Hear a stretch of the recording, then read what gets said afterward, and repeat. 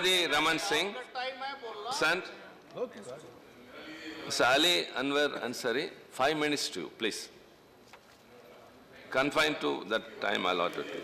हमारे भाजपा के नेता ने अभी एक शेर पढ़ा, मैं भी एक शेर पढ़ करके ही शुरुआत करना चाहता हूँ।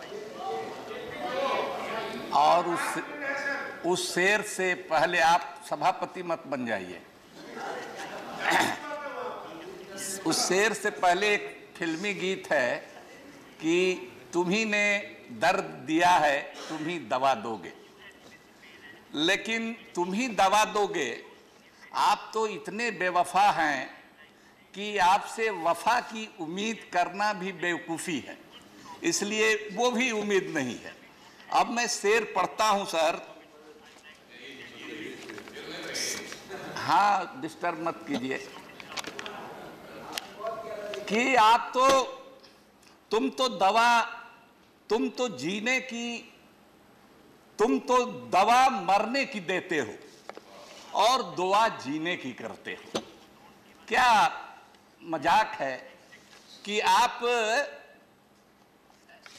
निंदा भी करते हैं, लेकिन ये बीमारी आप फैलाते भी हैं। ये जो लिंचिंग नाम की बीमारी है, आपकी विचारधारा की देन है, आपकी पार्टी की देन है। और ये जान लीजिए कि जो आग लगा रहे हैं, उस आग से कोई बचने वाला नहीं है। ये सिर्फ मुसलमानों का सवाल नहीं है, दलित भी मारे जा रहे हैं, ओबीसी के लोग भी मारे जा रहे हैं और हमारे पुलिस अधिकारी भी मारे जा रहे हैं।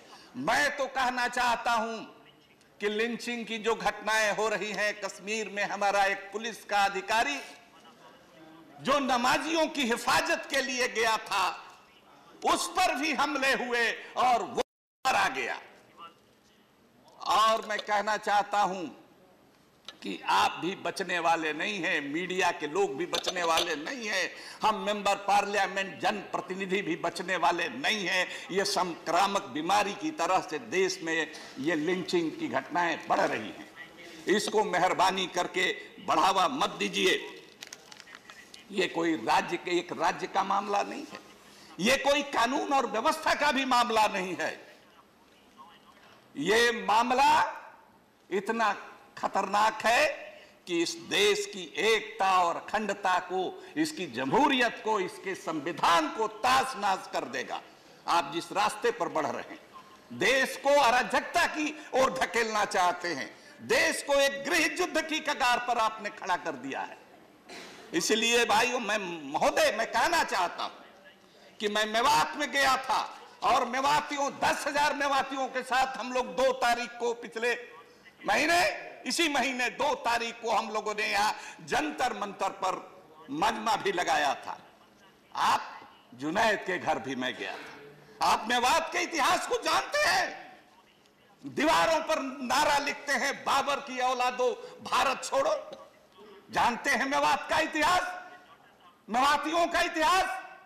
1527 ईस्वी में जब बाबर सेना लेकर के आया खानवा के मैदान में, राजस्थान में वो खानवा का मैदान है, बाबर की सेना से लड़ने के लिए हसन खां मेवाती 12,000 घुड़सवार फौज के साथ गया। इतिहास पढ़ने वाले लोग जानते हैं कि बाबर ही इस मुल्क के अंदर सबसे पहले तोप और बंदूक लेकर के आया था। उसके पहले परंपरागत हथियारों से लड़ाई होती थी।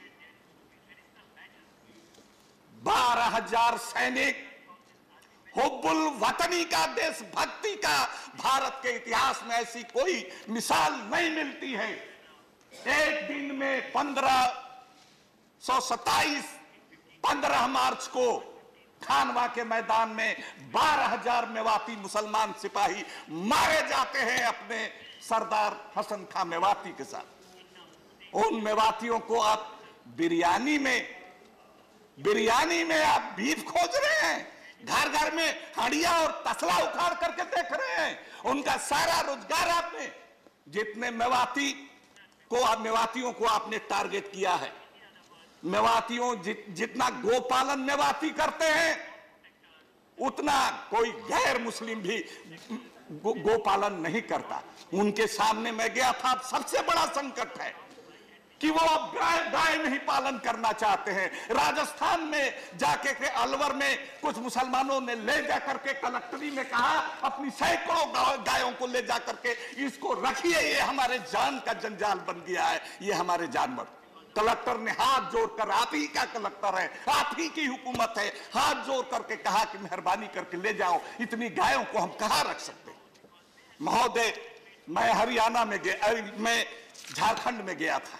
बड़ी दर्द होता है। हम लोग का एक ही राज है, रिश्तेदारियां हैं, तमाम चीजें हैं। किस तरह का हालत आप बना करके रखा है। ईद के दिन महोदय, ईद के दिन उस्मान मियां के घर, जिसका हटिया बरवाबाद नाम है, गिरिडीह में उस्मान मियां एक गोपालक है। 11 गाय, जर्सी गाय पाल रखी हैं। 35,000 40,000 एक गाय की कीमत है। उसकी गाय ईद के दिन मर जाती है। वो शाम को जा करके फेंक आता है। वो पहले दलित को कहता है, दलित कहता है कि भाई आजकल माहौल गड़बड़ है, हम कैसे फेंके, 1,000 रुपया दोगे तब फेंकेंगे। कहा कि पहले तो 200 रुपया देते थे, अब 1,000। कहा कि जान पर आफत है। लेकिन वो क्या करे, वो जा करके फेंक आता है गांव के किनारे उस्मान मियां। और रात में वो पहरेदारी होती है कि उसको कुत्ता और सियार मत खा जाए। और रात में उसकी गर्दन काट करके उस गाय की, जर्सी गाय की, और उसका टांग काट करके कहीं जमीन में गाड़ दिया जाता है। और सवेरे ईद के दूसरे दिन हंगामा किया जाता है कि ये गाय खाने वाला था, हल्ला हुआ तो, और चीम गोइया हुआ तो ये ला करके किनारे फेंक दिया। और लोग जुटते हैं, जुट करके उसके घर में आग लगाते हैं। उसकी पत्नी को, उसकी बहू को, उसके बेटे को घर में आग लगा करके जला देते हैं। उसको मारते मारते तब तक मारते हैं जब तक ये पता नहीं चलता है कि ये मर गया है, जिंदा नहीं है, तब तक उसको पीटते हैं। लेकिन वाह, ऐसे लोग भी हैं हमारे अधिकारी। हमको फक्र कहना चाहते हैं कि वहां का कलेक्टर उमाशंकर सिंह, वहां का एसपी जो कोई आदिवासी भाई है, क्रिस्टोपा या क्या नाम है उनका, वो जान पर खेल करके, अपनी जान का जोखिम लेकर के, और उसको अधमरे को भी अपने कब्जे में लेते हैं। और उस्मान के जिन घर में आग लगाया है उन लोगों को भी बचा करके लाते हैं। मैं वहां गया था, उनकी बाकी 10 जर्सी गायें लूट ली जाती है, उनकी बकरियां ली जाती हैं, उनकी भेड़ें लूट ली गई, उनका अनाज लूट ले गया। इसी साल उनके 2 बेटों की शादी हुई थी, उनके गहने और तमाम बर्तन जल करके वो खाक है, वो लूट लिया गया। उस गांव में किसी मुसलमान ने नहीं, हिंदू भाई ने कहा कि यहां डीएम और एसपी का चला। साहब, यहां डीएम और एसपी का चला, यहां जो सत्ता के शिखर पर जो आदमी बैठा हुआ है उसका नहीं चला। मैं नाम नहीं रखना, सत्ता के शिखर पर जो बैठा हुआ है उसका नहीं चला। ये होता है बगल के गांव में ईद के दिन भी किसको चल रहा गांव में। सर देखिए, मैं हो करके आया हूं घटना से, अखबार पढ़ के नहीं, मैं घटना का बयान कर। सर दो अभी तो बस शुरू, because of the contents of your speech, sir हम खत्म कर रहे हैं। kindly understand the position of the chair also, please. Sir किसको चरघरा गांव में, मैं कहना चाहता हूं कि चारों तरफ घटा तो अंधेरा है, एक नाउमीदी है, एक बेचैनी है और एक तड़प है, लेकिन उसमें उम्मीद की भी कोई किरण है।